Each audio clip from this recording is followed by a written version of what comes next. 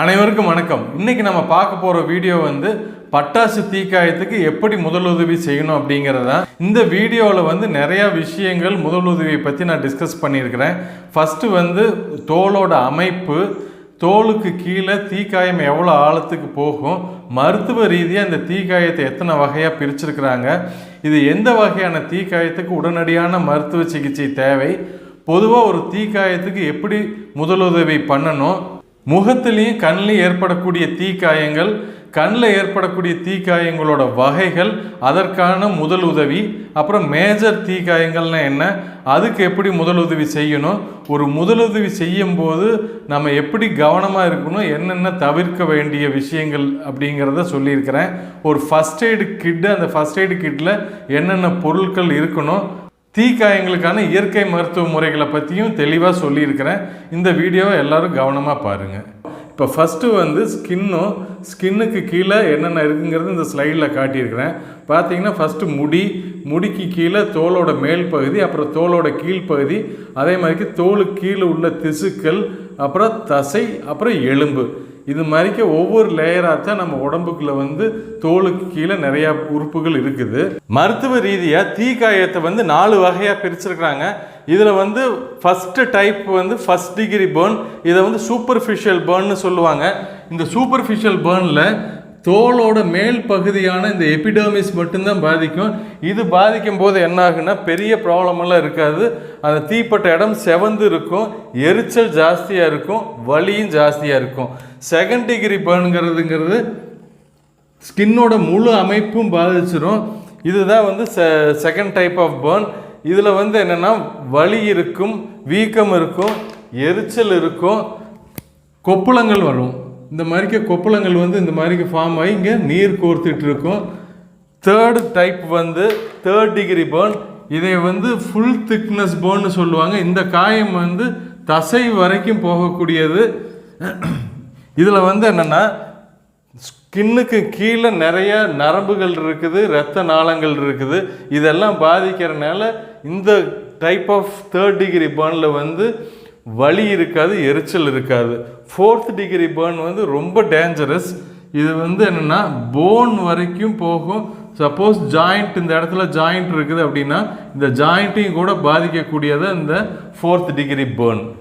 இந்த 4 வகையான தீக்காயங்களில் இந்த ஃபர்ஸ்ட் டிகிரி பேர்னுக்கு மருத்துவரை நீங்கள் பார்க்கணுங்கிறது கிடையாது. இந்த செகண்ட் டிகிரி பேர்னுங்கிறது நல்ல தோல் ஃபுல்லாக வெந்து போகிறனால டாக்டர் அவசியம் பாருங்கள். இந்த தேர்ட் அண்ட் ஃபோர்த் டிகிரி பேர்னுக்கு நீங்கள் சுய வைத்தியம் பண்ணக்கூடாது, மருத்துவரோட ஆலோசனை பண்ணி தான் நீங்கள் ட்ரீட்மெண்ட் எடுத்துக்கணும். இந்த வீடியோவை அவசியம் உங்கள் குழந்தைங்களுக்கு போட்டு காட்டுங்க. காரணம் குழந்தைங்களுக்கு ஃபர்ஸ்ட் எய்டு பற்றின ஒரு நாலேஜ் இருக்கணும். அதே மாதிரிக்கே பட்டாசு வெடிக்கும் போது ரொம்ப கவனமாக இருப்பாங்க. பட்டாசு வெடிக்கும் போது ஏற்படக்கூடிய தீக்காயங்கள் அதிகபட்சம் முகம், கை விரல்கள், கால், பாதம், இங்கெல்லாம் தான் காயங்கள் ஏற்பட வாய்ப்பு உண்டு. காயம் ஏற்பட்டுச்சு அப்படின்னா உடனே அந்த பகுதியை தேய்க்கக்கூடாது. ரெண்டாவது பாதிக்கப்பட்டவரை ஒரு சேஃபான இடத்துக்கு, நல்ல காத்தோட்டம் இருக்கிற இடத்துக்கு ஷிஃப்ட் பண்ணிடுங்க. இப்போ கையில் தீக்காயம் பட்டிருக்குது அப்படின்னா அங்கே இருக்கக்கூடிய மோதிரங்கள், வளையல், வாட்ச் இதெல்லாம் உடனே கழட்டிடணும், மெதுவாக கழட்டுங்க. காரணம் நேரம் ஆக ஆக வீக்கம் வந்துச்சுன்னா அது ரொம்ப மோதிரமெல்லாம் அழுத்திக்கிட்டு கழட்டுறதுக்கு சிரமமாக இருக்கும், ரத்த ஓட்டத்தை குறைக்கும். அடுத்ததாக தீக்காயம் பட்ட பகுதியை உடனடியாக தண்ணியில் நனைக்கணும். நிறைய பேர் தண்ணியில் நனைச்சா கொப்பளை வந்துடும், செப்டிக் ஆயிரும் அப்படின்னு நினைப்பாங்க. இது தவறான கருத்து. தண்ணியில் நனைக்கும் போது என்ன ஆகுனா அந்த காயத்தில் இருக்கக்கூடிய சூடு ஆறும், எரிச்சல், வலி இதெல்லாம் சீக்கிரம் குறையும். ஒன்று பக்கெட்டில் தண்ணி எடுத்து அந்த தண்ணிக்குள்ளார காயம்பட்ட பகுதியை நனைக்கணும், அல்லது தண்ணி பைப்பை மெதுவாக திறந்து விட்டு அந்த தண்ணியில் காயம்பட்ட பகுதியை நனைக்கணும். இந்த மாதிரியே குறைஞ்சது ஒரு 15 நிமிஷமாவது தண்ணியில் வச்சுருங்க. 15 நிமிஷம் கழித்து பாதிக்கப்பட்ட பகுதியை ஒரு ஈரத்துணியால் சுற்றி வைங்க. ரொம்ப டைட்டாக சுற்றிடாதீங்க. இதுக்கு காரணம் என்னென்னா பாதிக்கப்பட்ட பகுதியில் கொப்பளங்கள் வராமல் இது தடுக்கும்.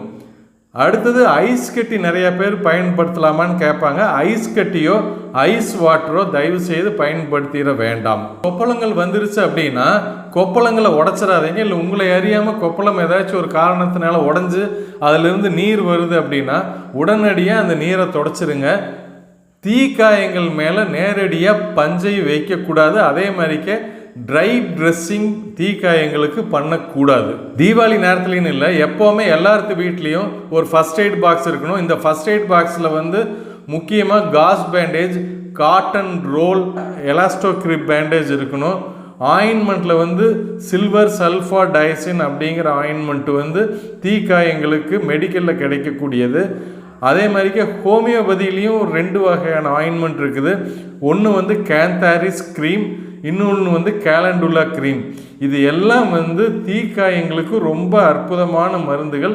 இதை எல்லாத்து வீட்லேயும் ஃபர்ஸ்ட் எய்ட் பாக்ஸில் அவசியம் வச்சுருங்க. இந்த மருந்தை எப்போ பயன்படுத்தணும் அப்படின்னா, இந்த ஈர துணியை வந்து காயத்து மேலே சுற்றி வச்சுருக்கிறீங்க. ஒரு 10 நிமிஷம் கழித்து அந்த ஈர துணியை எடுத்துகிட்டு இந்த ஆயின்மெண்ட்டை வந்து மேலால் அப்படியே பூசி விட்டிங்கன்னா புண்ணு சீக்கிரம் ரொம்ப அதிகமாக ஆழம் போகாமல் பாதுகாக்கப்படும். தீக்காயத்துக்கு வந்து ஃபர்ஸ்ட் எய்ட் பண்ணும்போது பாதிக்கப்பட்டவரை வந்து வெயிலில் ரொம்ப நேரம் வச்சுருக்காதீங்க. உடனடியாக நிழலில் வச்சு தான் ஃபர்ஸ்ட் எய்டெல்லாம் பண்ணணும். முகத்துலேயும் கண்ணிலையும் ஏற்படக்கூடிய தீக்காயங்களுக்கு என்ன முதல் உதவி பண்ணலாம் அப்படிங்கிறத இப்போ பார்ப்போம். இது வந்து ஒரு காஸ்மெட்டிக் ப்ராப்ளத்தை வாழ்க்கை பூரா ஏற்படுத்தும். அதனால் ரொம்ப கவனமாக இருங்க. இப்போ கண்ணில் ஏற்படக்கூடிய தீக்காயங்களை வந்து 2 வகையாக பிரிக்கலாம். ஒன்று வந்து கண்ணோட வெளிப்பகுதியில் ஏற்படக்கூடிய தீக்காயங்கள், இன்னொன்று வந்து கண்ணோட உள்பகுதியில் ஏற்படக்கூடிய தீக்காயங்கள். இந்த கண்ணோட உள்பகுதியில் ஏற்படக்கூடிய தீக்காயங்களும் 2 வகையில் உண்டு. ஒன்று வந்து நெருப்பு பொறிப்படுவதால் ஏற்படக்கூடியது, இன்னொன்று வந்து அந்த பட்டாசு துகள்களால் ஏற்படக்கூடியது. இதில் வந்து கண்ணோட உள்பகுதியில் ஏற்படக்கூடிய தீக்காயங்கள் வந்து பார்வை குறைபாட்டை ஏற்படுத்துவதற்கான வாய்ப்புகள் நிறைய இருக்குது. ரொம்ப கவனமாக பட்டாசு வைங்க. கண்ணில் தீக்காயம் ஏற்பட்டுச்சுன்னா ரொம்ப நாள் கடத்திக்கிட்டு சுய வைத்தியம் பண்ணிட்டு இருக்காதீங்க. உடனடியாக கண் டாக்டரை பார்த்துருங்க. இதுக்கு ஃபர்ஸ்ட் எய்டு என்ன பண்ணணும் அப்படின்னு பார்த்தீங்கன்னா, கண்ணை வந்து இப்படி நல்லா விரிச்சுக்கணும். பேஷண்ட்டை வந்து நல்லா மல்லாக்க படுக்க வச்சு கண்ணுக்குள்ளார தண்ணி ஊற்றணும். அந்த தண்ணி எப்படி ஊற்றணும்னா, இந்த மூக்கு தண்டுக்கு பக்கத்தால் இருக்கக்கூடிய கண் பகுதியில் ஊற்றும் போது இந்த தண்ணி வந்து கண் ஃபுல்லாக பட்டு இந்த தூசியெல்லாம் இப்படி வெளியில் கொண்டு வந்துடும். இதை வந்து மல்லாந்து படுக்க வச்சு இந்த ஃபர்ஸ்ட் எய்ட் பண்ணுங்க. இந்த மாதிரிக்கு கண்ணை நல்லா கழுவுனதுக்கப்புறம் கண்ணை மூடி ஒரு ஈர துணியை நல்லா மடித்து ரொம்ப அழுத்தாமல் லேசாக வச்சு டைட் பண்ணாமல் லேசாக ஒரு கட்டை கட்டி உடனடியாக கண் டாக்டர்கிட்ட கூட்டிகிட்டு போய் அதுக்கு சிகிச்சை பண்ணிக்கோங்க. மேஜர் தீக்காயங்களுக்கு என்ன ஃபர்ஸ்ட் எய்ட் பண்ணணும் அப்படின்னா, மேஜர் தீக்காயங்கிறது யூஸ்வலாக ஒருத்தவங்க துணியில் தீ பிடிச்சிருச்சு அப்படின்னா அது உடல் முழுவதும் பரவுறதுக்கு வாய்ப்பு உண்டு. இந்த மாதிரிக்கே துணியில் தீ பிடிச்சி யாருக்காச்சும் எரிஞ்சிக்கிட்டு இருக்குது அப்படின்னா நீங்கள் என்ன பண்ணணும்னா, பெட்ஷீட்டு அல்லது சாக்கு அல்லது கம்பளி ஏதோ ஒன்று தண்ணியில் நனைச்சி அவங்க உடம்பு ஃபுல்லாக சுற்றி அவங்கள வந்து அந்த லேசாக உருட்டி விட்டிங்கன்னா அந்த நெருப்பு அவிஞ்சிரும். அதுக்கப்புறம் அவங்கள வந்து ஈர துணியை வச்சு நல்லா போத்திட்டு உடனே ஆம்புலன்ஸுக்கு ஃபோன் பண்ணுங்க. நீங்கள் மேற்கொண்டு எந்த வைத்தியம் பண்ணக்கூடாது. ஆம்புலன்ஸ் வர வரைக்கும் நோயாளியை வந்து நல்ல காத்தோட்டமான இடத்துல வச்சுருக்கணும். அவங்கள சுற்றிலும் எல்லாம் கூட்டமாக நின்றுட்டு வேடிக்கை பார்க்காதீங்க. தீக்காயம் பட்டவங்களுக்கு நீங்கள் என்னென்ன செய்யக்கூடாதுங்கிறத தெரிஞ்சுக்குங்க. இதில் ஃபஸ்ட்டு வந்து ஐஸ் க்யூப்ஸோ அல்லது ஐஸ் வாட்டரோ யூஸ் பண்ண வேண்டாம். எண்ணெய்களில் எதையும் யூஸ் பண்ண வேண்டாம்.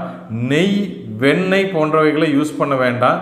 இங்க் அதாவது பேனா மையை யூஸ் பண்ண வேண்டாம். டூத் பேஸ்ட்டு, முட்டையோட வெள்ளை கருவு நிறைய பேர் ஊற்றுவாங்க, அதையும் யூஸ் பண்ண வேண்டாம். காரணம் இது வந்து தீக்காயத்தில் இன்ஃபெக்ஷன் ஏற்படுத்துறதுக்கான வாய்ப்புகள் நிறைய இருக்குது. தீக்காயங்களுக்கு ட்ரெஸ்ஸிங் பண்ணும்போது ரொம்ப கவனமாக ஜாக்கிரதையாக பண்ணணும். யூஸ்வலாக எல்லாரும் பண்ணுற மிஸ்டேக் என்னென்னா, ட்ரையாக இருக்கக்கூடிய காஸ் பேண்டேஜ் வந்து புண்ணு மேலே வச்சு ட்ரெஸ்ஸிங் பண்ணுவாங்க, அல்லது காட்டனை நேரடியாக புண்ணு மேலே வச்சு ட்ரெஸ்ஸிங் பண்ணுவாங்க.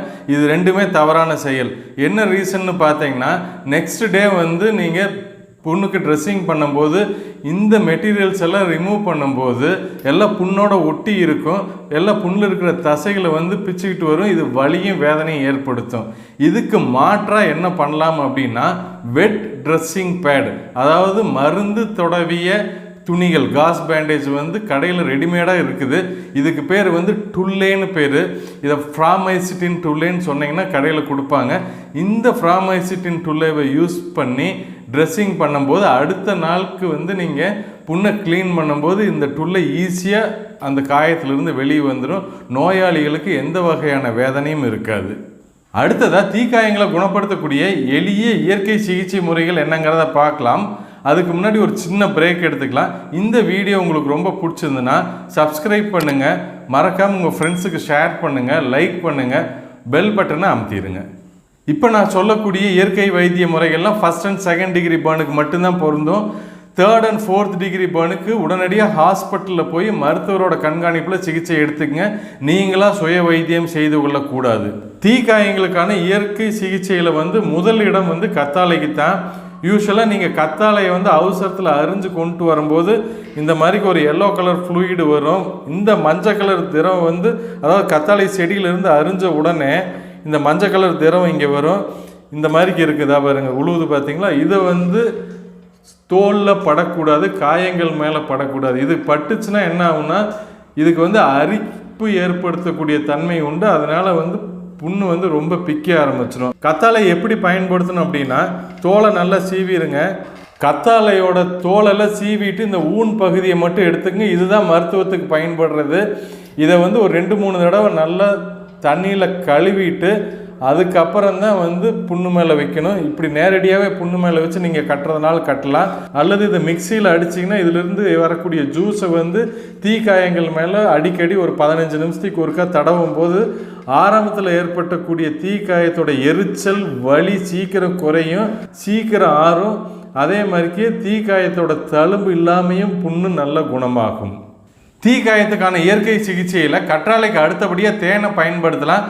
தேன் வந்து ஒரு அருமையான கிருமி நாசினி, புண்களை குணப்படுத்தக்கூடிய தன்மை இதுக்கு அதிகமாக உண்டு. இந்த கற்றாழை தேனை விட கடைகளில் வந்து ஈஸியாக சில்வர் சல்ஃபாடைசின் க்ரீம் இருக்குது, ஹோமியோபதியில் கேலண்டுலா கேந்தாரிஸ் க்ரீம் இருக்குது. இதையெல்லாம் வீட்டில் அவசியம் ஸ்டாக் வச்சு பயன்படுத்திக்கங்க. அடுத்த வீடியோவில் குழந்தைங்களுக்கான சில முக்கிய தீபாவளி டிப்ஸ் சொல்ல போகிறேன். அதனால் குழந்தைங்களோட அடுத்த வீடியோவையும் பாருங்கள். மீண்டும் சந்திப்போம். நன்றி, வணக்கம்.